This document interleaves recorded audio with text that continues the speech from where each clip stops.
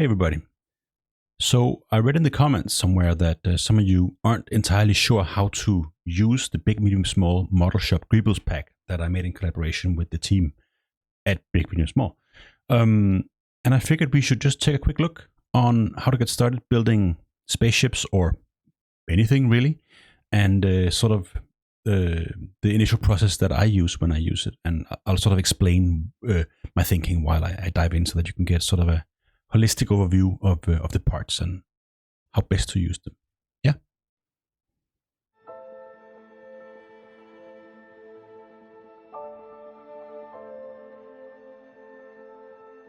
All right. So here we are on the website, just to show you a bit of what's in it. Whole bunch of parts. We have some promo stuff here. Ships, capital ship 1, capital ship 2. A bunch of transport and fighters and some auxiliary ships as well. Here are the objects, and I'll spend most of my time in the video looking at exactly this because I think that's where a lot of the core work starts. Lots of parts. Here's an earlier YouTube video, and the team even made a cool asset browser, so you can really enable that and have a visual overview of all the parts. Bunch of stuff in terms of amazing characters as well. You can see you can customize these guys in all kinds of ways. They come pre-post, and they come with skeletons and rigs here, as you can see, which means you can use your own animation and your own stances and everything like that. For Unreal Engine as well, I'm not an Unreal Engine expert, apologies, so I won't be looking at that. And also Cinema 4D setup as well. So very, very usable across the board, many different apps and so on and so forth. But enough of that. So yeah, if we take a look at the files, I use the kit objects, but not the one that is baked. That's mostly Unreal and so on and so forth. I use the one with the trim sheet texture because it's more efficient from a memory and texture standpoint. So here is this file, and these are the parts I'll take you through, and I'll take you through the quick process of getting started with it. So if we take a look at it, this can be a bit overwhelming because of course there's a bunch of parts.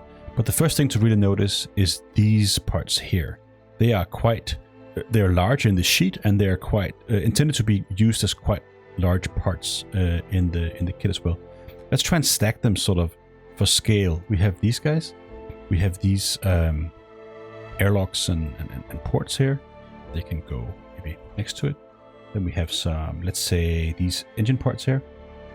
They're very usable.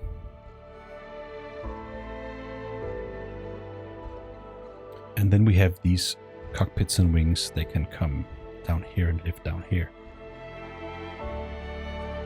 And you can see now we start to get into the nitty-gritty here. Here we have smaller objects, different scales, but let's just continue sort of our scale journey here. Okay, some covers and some tanks. What else? Maybe some of the bigger Greeble parts, they can be allowed to live over here as well. There's some landing pads, some lids, some cannons. If you need those, probably need those. And then onwards to lots of small bits, down to even vents and individual Greeble parts. Yeah, I'm not going to bother sorting them, antennas and all kinds of stuff. But the point is really to approach it sort of like this, right? So we see over here, top left, bigger parts, big components that form the core of the designs usually. And you can use them to build sort of your foundational primary shapes. Then you have engine parts. They're quite important, obviously, in a lot of high-speed science fiction designs. Cockpits, entry points, and so on and so forth. And then we come down to smaller points, such as landing pads and hatches and cowls and wings and all kinds of things. And then bigger Greeble parts, medium, and then all the way down to the nitty-gritty, individual tiny little parts. So that's sort of how I approach it in my mind, and this is sort of also how I start building. So if we set off from this as a base, let's just try and have some fun. So usually I like to take, I think you should grab the piece that speaks to you, grab the piece that you feel has some appeal to you. It could be these shapes that have sort of a funny horseshoe shape, or it could be these sort of more slappy, edgy, wedgy sides here, or even some of these parts that have sort of a, a bit more of a transport feel, or inspired by some of those shapes you might find in classic spaceship freighters and transport ships and all that. So I'll try and put together a few shapes that are quite different to see what we can get out of it. So let's start with this one. Copy that part over here. Shift D. Same with this one. And let's say this one. These are sort of quite distinctly shaped, these three shapes over here. So what I usually do is I don't worry too much about scale. I don't know what scale this is just yet. I don't know if it's a freighter or a fighter or whatever. I don't really mind right now. Initially, I'm simply looking for shapes that are interesting to my eye, that speaks to me. And so this shape here I like because it feels like it could be a nose, or it could be sort of a cowl over a transport compartment or something. I think there's something there.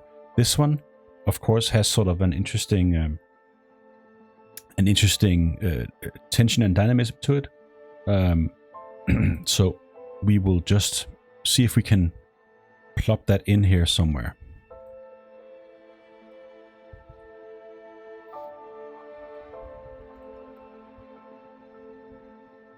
I mean, sure. Maybe we need some weight to some of this, so I'll plop this one in as well. Oops. Scale it up a bit.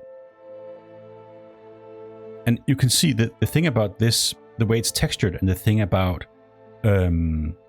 this particular era of science fiction design is that it's quite kit-bashy, and it's quite one of the deciding factors for the aesthetic is that it's part glued onto parts, which means with these parts you can basically just have them intersect, and while in no means it's perfect at all, you can get away with quite a lot. Let's say, for instance, like there you go, sure, when it's moving, it's quite forgiving by the nature of things. So there's definitely a lot of leeway here that you can exploit to get your ideas down really quickly, and that's sort of the benefit of this pack, in my opinion, at least one of them.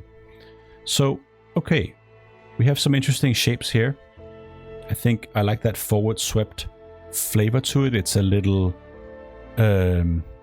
Klingon-y maybe, it's a little tacky maybe, but let's see where this takes us. Again, I would say this can become both sort of a military ship, or it could become a fighter.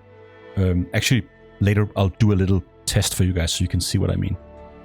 So, okay. Actually, I don't think you need much more in terms of basic parts. For the sake of argument, let's move on to engine blocks and see if we can find something interesting there. So I'm just looking at the part over here, trying to determine what shapes we want. This has sort of a rounded edge, and you can almost imagine, even if we do, oopsie, something like this, and we put the same part down below. I do that quite often because it's sort of an easy way to make a more sort of a reasonably cohesive design that has both gaps for greebles later, yet it has sort of an overall sensation of top and bottom, as well as a good amount of internal space. So, sorry, coming from the engine blocks. So here we have sort of these triangular shapes. So there's something interesting happening there that we can either choose to align to or break. By break, I mean maybe we use a round shape, for instance these ones, right? Actually, for the sake of argument, let's just try and do that. I'll just shoot that over there. And then we can see maybe this one is sort of a in-between state of being pleasing and cohesive with the shape language, but also a little bit jagged. And then lastly, we can take maybe... well, actually, this one feels very similar to the shape language of this particular sort of nose here. But let's just take this one as well. Now we have a few options. Let's zoom in and take a look at what they give us. You can see they have sort of the same... I say sort of a lot. I apologize. It's a thing. They have the same nozzle here, the same intake, some peculiar type that I won't care to try and explain. So we can do some quick testing. Well, we can, for instance, we can put them up side by side. Put some engine parts. Put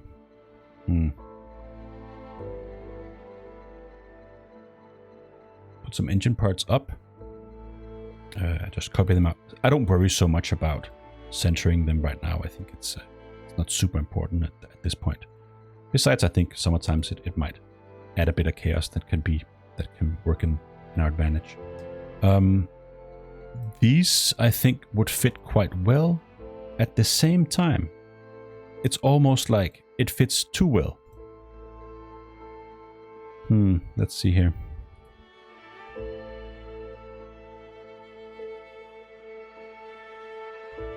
So this one, I can't quite decide whether it's perfect or if it's boring. Let's compare it to this one. You could also say some of these shapes are quite, let's say, classically sci-fi inspired. So you might, if you use the round shapes, because let's say a universe like Star Wars, for instance, has so many of those round shapes based on, you know, PVC cups or spray cans or wherever they found their parts for the model shop. And for the designs in general, it tends to get quite Star Wars-y. So I would say this one feels like it could be from that universe. This one could then be from all kinds of universes. The Alien universe, maybe. Maybe that's also because of these intakes has a bit of that flavor to them. But this one, yeah, this one feels good, but I think it's too Star Wars-y for what we should do today. So let's try this one. Hang on. I know I said that, but hang on. I want to try this one too.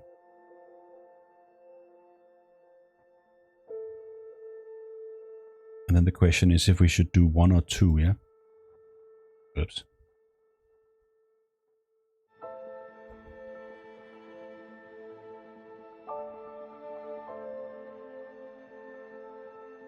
Because, I mean, that's pretty badass. Let me just make another copy here.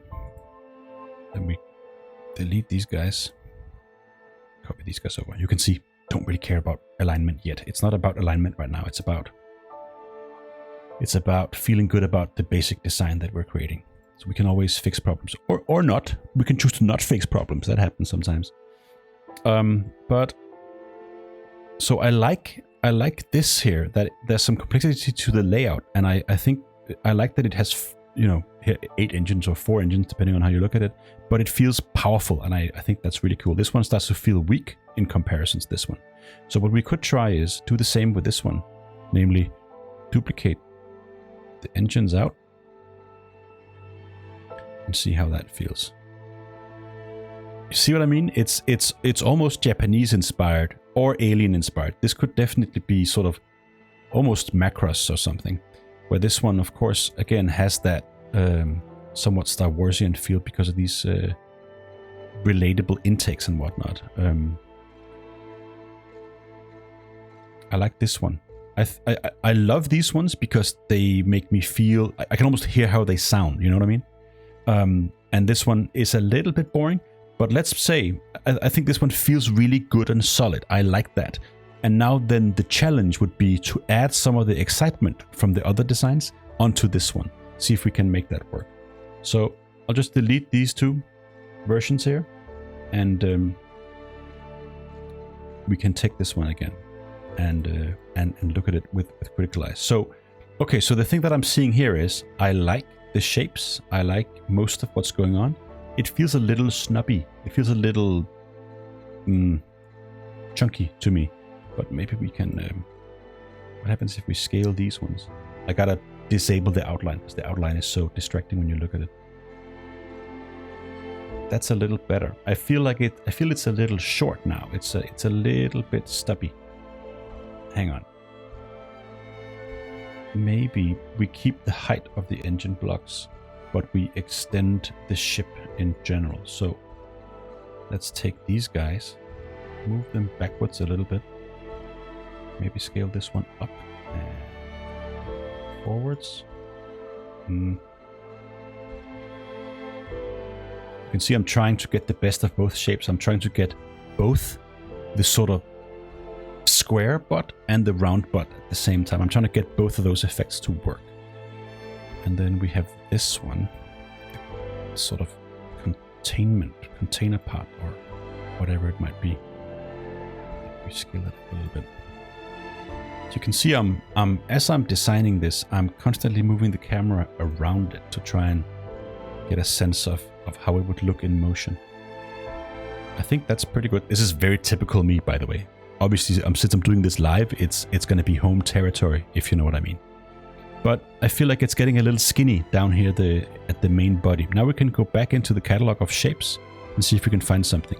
So we have this sort of soft containment part. Here we have the round shapes. We have this one. Maybe we should try and use something that is nondescript, but and sort of middle of the road in terms of shapes. So let's say either one of these could actually do. Let's turn them around real quick, and then just place them quick and dirty.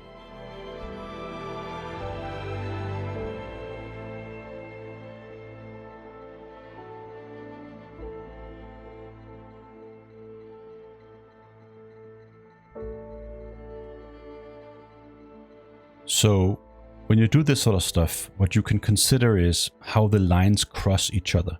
So why did I turn this here shape this way? It's to get that drop shape, right? So it's to get that sort of sense of aerodynamism or space dynamism, where you can imagine a spacecraft at high speed would need to be aerodynamic again because of space dust and gases and whatnot.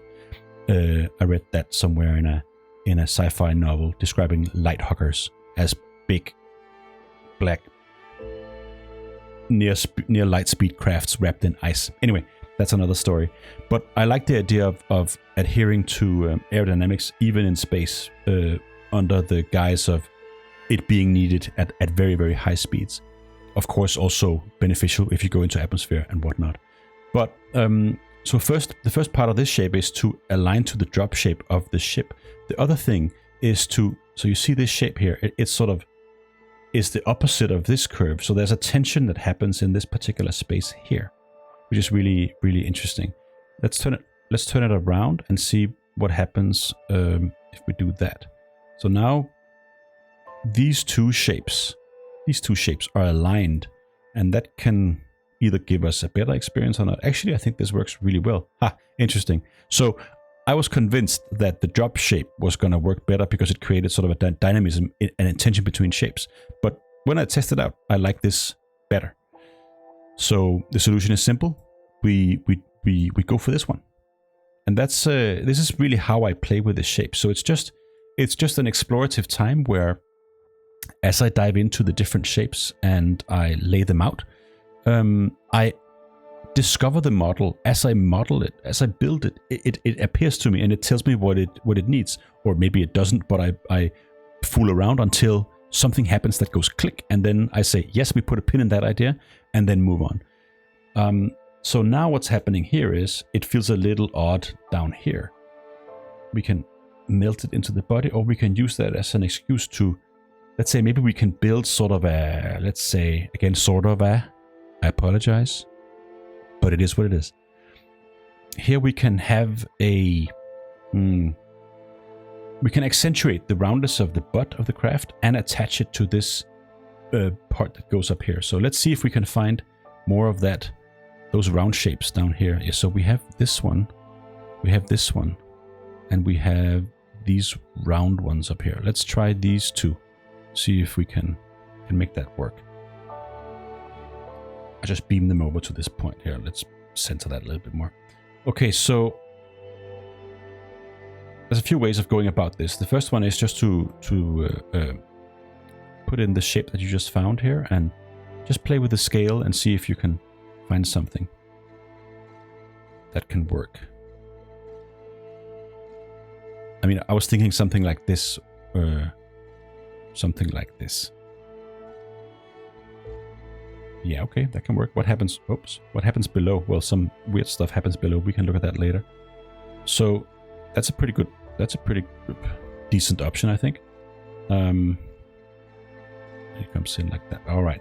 We can also look at this one, and I'll just show you how you can modify the shapes that you got here real quick. So go into edit, object edit mode, go into vertex mode, and select these guys. And I have the Alt set pressed, so I get my X-ray view, which means I can, instead of this, where you get some of it, you get the see-through view, which means you can select the vertices all the way through the model. Do like this, and I can just scale them out, up and down, or you know, whatever your heart desires. So there's something interesting happening there that can work as well. Of course, it sort of comes over the initial shape here, which can be good or bad depending on what we want. Let's try and delete that again. Come back to the rough idea we had here. I mean, it's a small difference, isn't it? It's not really a big deal. And again, you could even keep one of the model parts to the side if you want to change your mind later. But you know what? I like this one. It feels like it's gonna. It feels like it could be an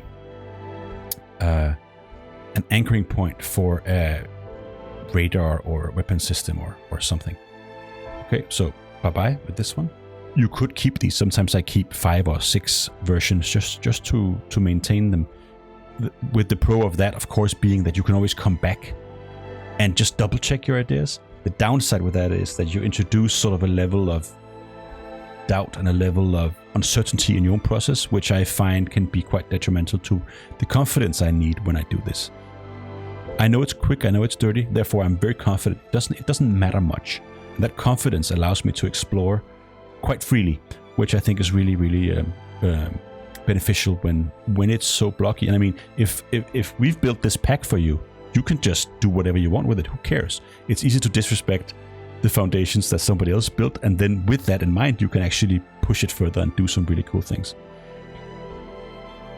Okay, so I believe I'll make something interesting happen here. I still feel like it's a little bit snubby.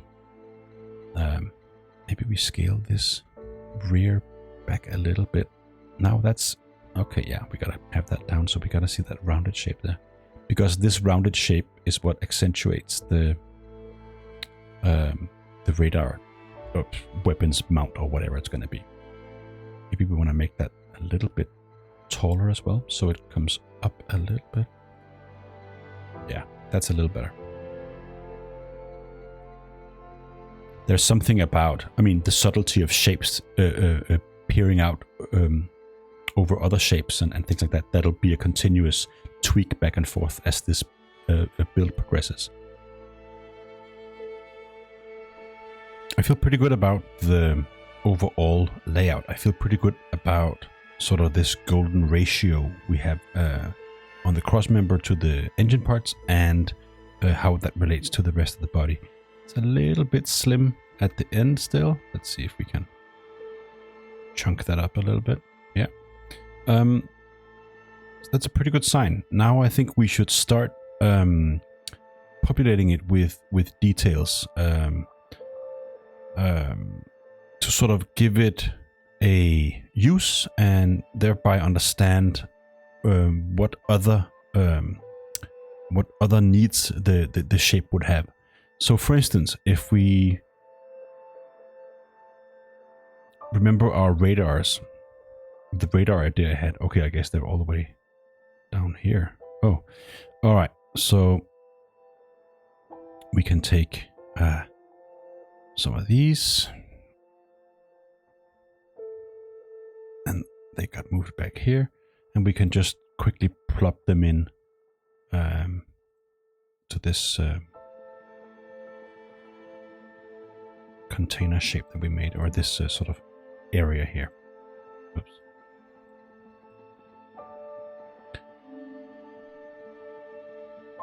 All right, that can work. Actually, I regret that a little bit, because if you remember the layout here, I think there's a point to be made about trying to go from big to small. So rather than diving into the use just yet, let's explore what I mentioned earlier about scale. Let's take some cockpits here. So we have this one and we have this one. They're built from the same parts in a sense. So they have something in common, shape language wise. But let's try and see what happens when we make two different versions of it from a scale point of view. The first one was to have it be a smaller ship. So I'll just place this, let's say something like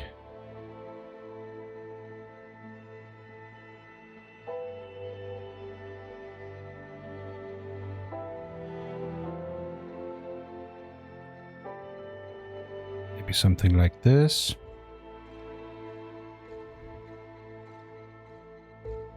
That works. You can see this is inspired by maybe sort of Russian transport ships or something similar. So let's make a quick copy, delete the cockpit, and put this one to use. So we scale it down. Actually, I have an idea. Let's see. Copy this one, flip it.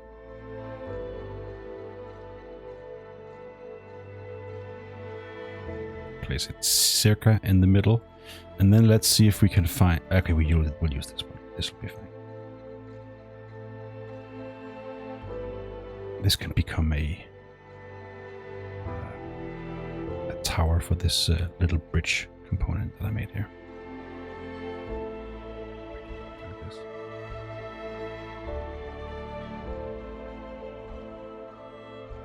I'm pretending I'm gonna come back and center everything. I might not. It might just be fine. But regardless.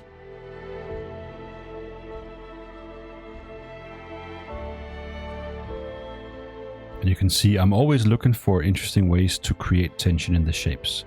So because it has sort of a nice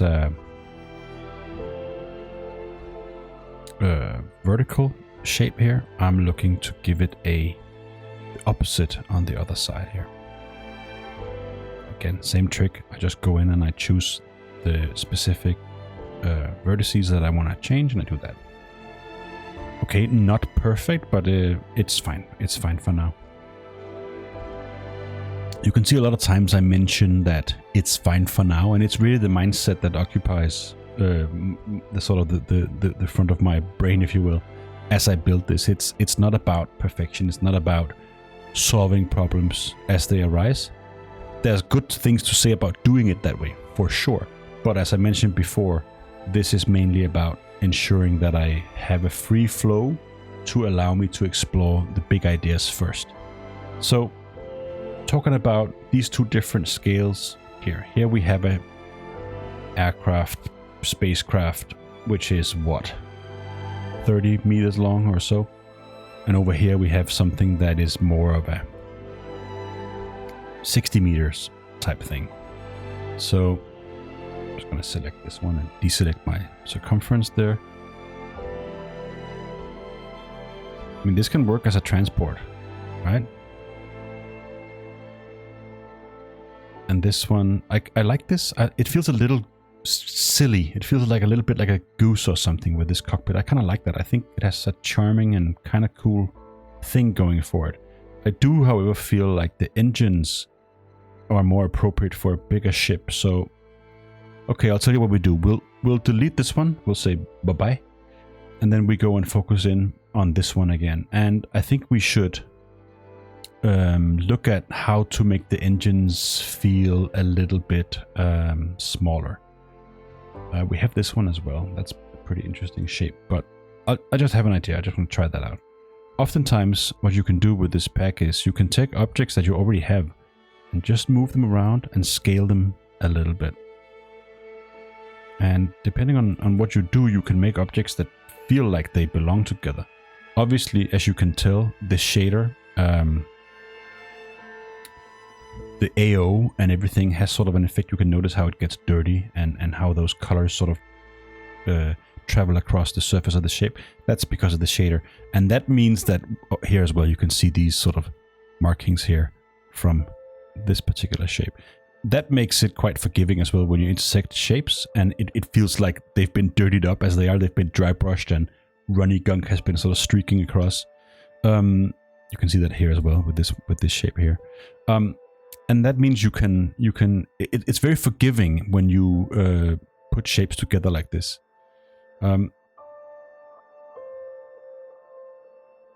Maybe this works. All right, maybe not. Let's take this one. Try and do the same.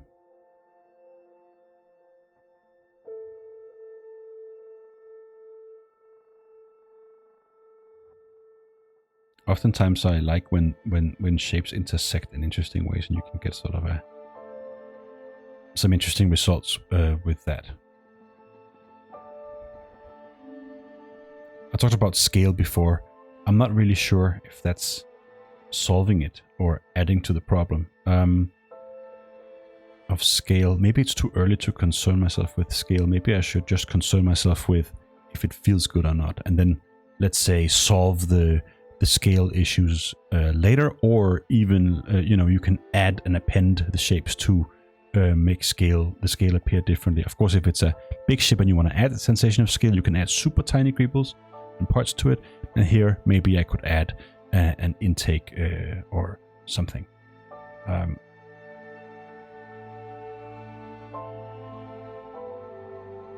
Again, you can see the shader at work here, how it really makes these shapes come alive. Very, very forgiving way of working.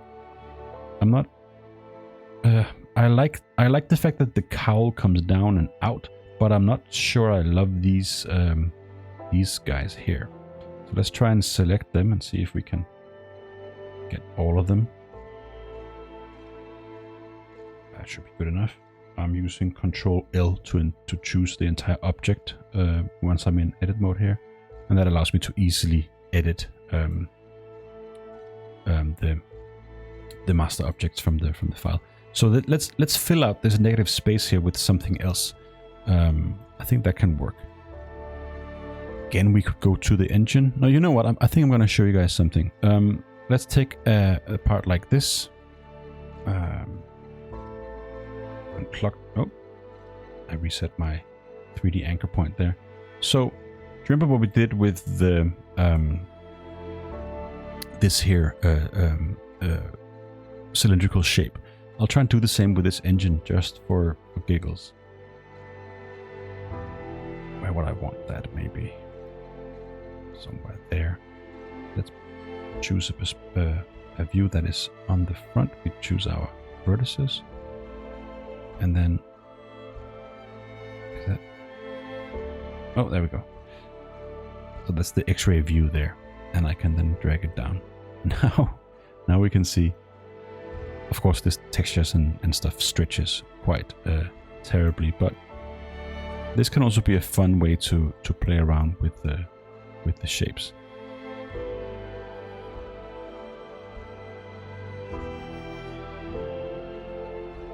So you see what I mean. Now you can customize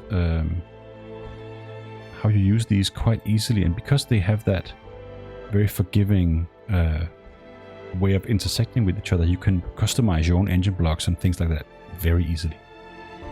Now I feel like I like what's going on there, but I feel like it feels a little bit too chunky actually. So let's take the whole thing here, scale it down a bit.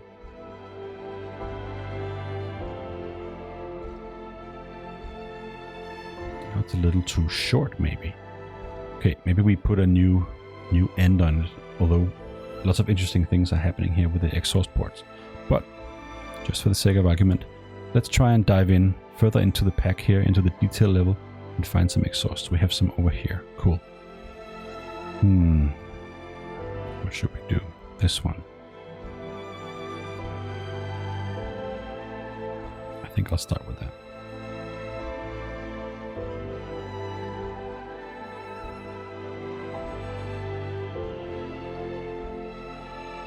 I know you can snap with to surfaces and stuff again, but I really don't like it, so I'm not doing that. I apologize.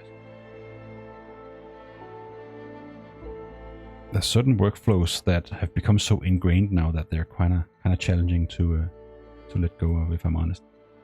I'm sure you're familiar with what I mean there. Can we do something like this? Yeah. That works better. I need some cylindrical shapes to make that work. Let's just take some of these guys. Again, just rotate. You can of course also mirror if you want to. It's not really, it doesn't really matter too much which one you use.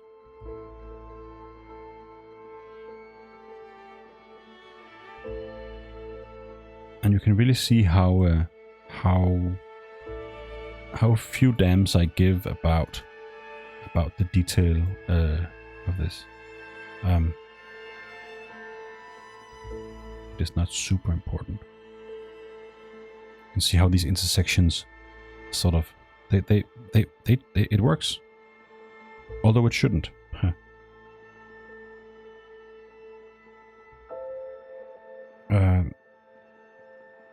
I guess I need to find something to cover up that exhaust with. Actually, maybe I can go and delete the face that has it. Does that work? Yeah. Cool. That was simple. All right, let's leave it at that. There's something here that feels alien-esque. It feels credible with some of these shapes. Feels very relatable. This transport shape up here.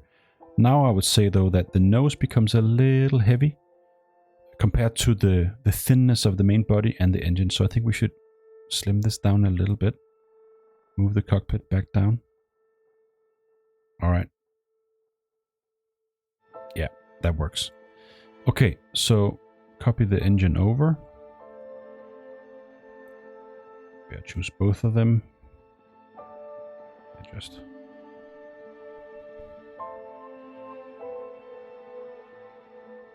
oops. Something like that.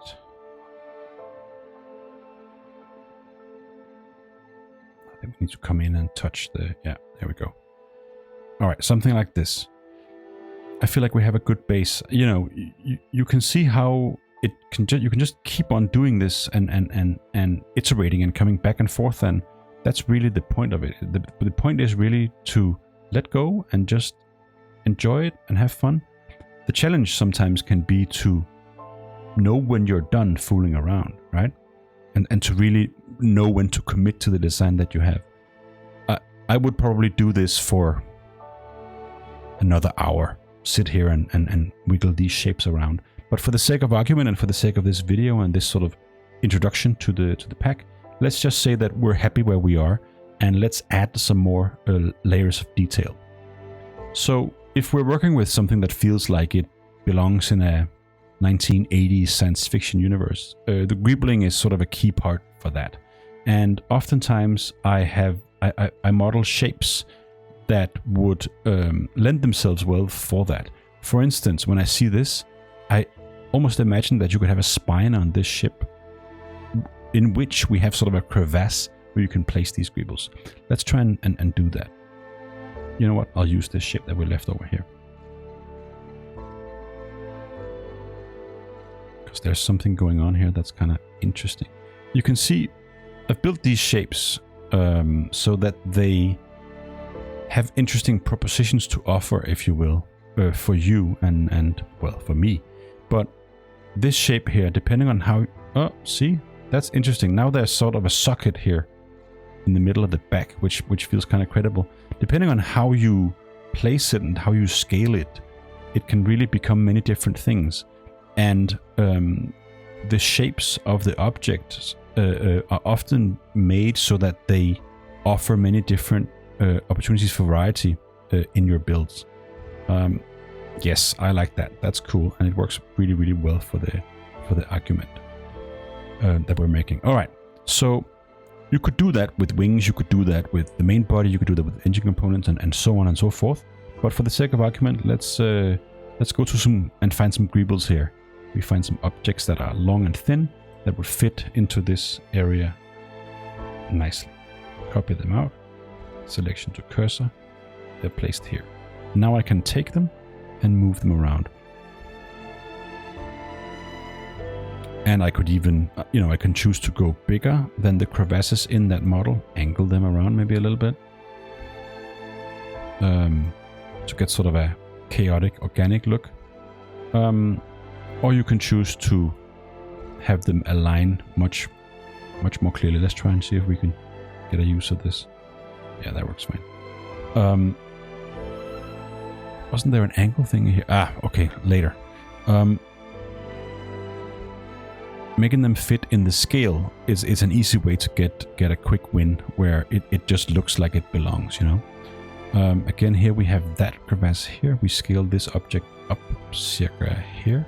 Rotate it a bit so the parts sort of stick out. Something like that. Okay. And you can see, I mean, the texture space here is actually quite noisy. We could rearrange the textures later. We could retexture the model if we want to. But let's, for the sake of argument, let's just leave it as it is. But the greebles fit in nicely, right? They feel like part of the object. It feels natural. And let's try and fill in this socket here. We could go into a pack and find maybe a cannon. And these are made to feel sort of scale agnostic, although some of them, this one, and this one, they have a little railing on them. They feel more like battleship cannons. But most of them are sort of scale agnostic. They can be used in any kind of application that you want. I have an idea actually. So we'll use this as a nose cannon, and then we can put sort of our little rocket launcher thing here. Again, go into edit mode, pick the part I want to modify, click a face, click Ctrl L. I have the object. I can now scale this part up and down.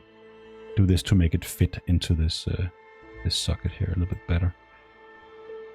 Yeah, okay, I buy that. We can take this one, rotate it around 180 degrees, and place it down in the nose.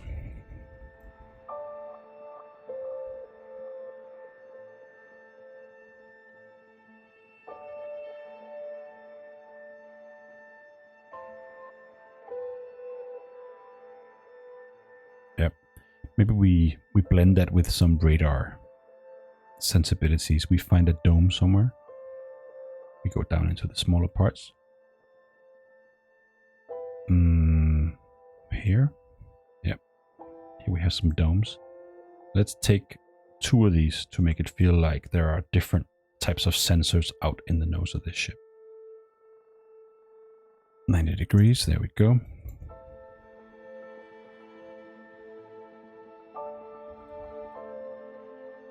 Maybe this is some sort of targeting system.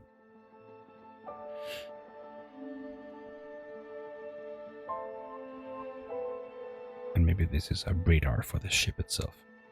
We can also use this to sort of, I say sort of, I'm sorry.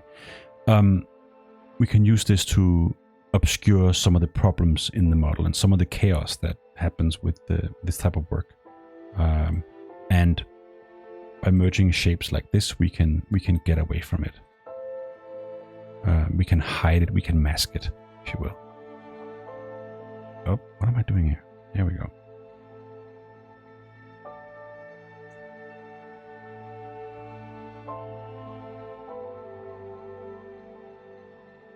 Okay, that's not working. I'm just messing it up. Let's just do like this instead.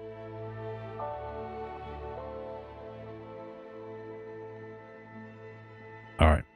So here you see I mask the problems of the model, and it gives it sort of a funky look, where I allow that chaos of this decision to sort of hide these problems, sort of help me dictate the design in a way, and that's fine. Looks kind of ugly. That's fun. I like that. Again, this shape is sort of losing itself a little bit. Maybe we copy that around.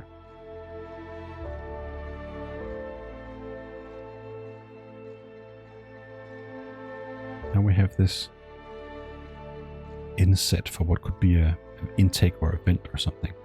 And some of these parts, of course, come with the greebling already done. But here's sort of an intro to that pack. I hope you can see what I mean with adding greebles to the model. I hope you see what I can mean with working from outside in, from the big shapes, main body fuselage shapes through engines, cockpits, wings and whatnot, all the way down to the smaller parts. Let's just find some antenna and some pipes maybe, and we can just wrap it up, okay, with this. So you can also get a sense of how to sort of scale and use the super fine detail to get the final touch of it. It's important that when you do this sort of stuff, that you have shapes of all types of scale in here, and you can see how thin this particular antenna gets, which is really nice. It when you have this rhythm of shapes, from big clunky shapes, medium shapes, engine parts, all that jazz, all the way through to greebles like this, and then ultra thin pipes and ultra thin antenna. It sort of tricks the brain. If this antenna is this thin, clearly everything must be with equal precision and with equal intent. That's sort of a trick you can use to make everything work for you.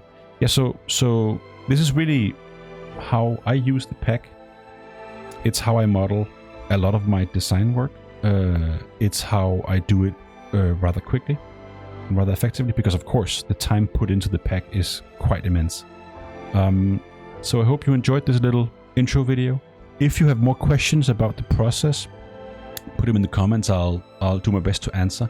If enough questions amasses to do a video on the subject, obviously I'll do that, if it's worthwhile. Beyond that, if you have the pack, I hope this helped you and put you in a good place to enjoy it better and to get some real value out of it. If you haven't got the pack yet, I hope this inspired you to buy it and get kit bashing on your computer by yourself. And I hope to see what you're doing with it. So please show me if you can. Cool. See you around.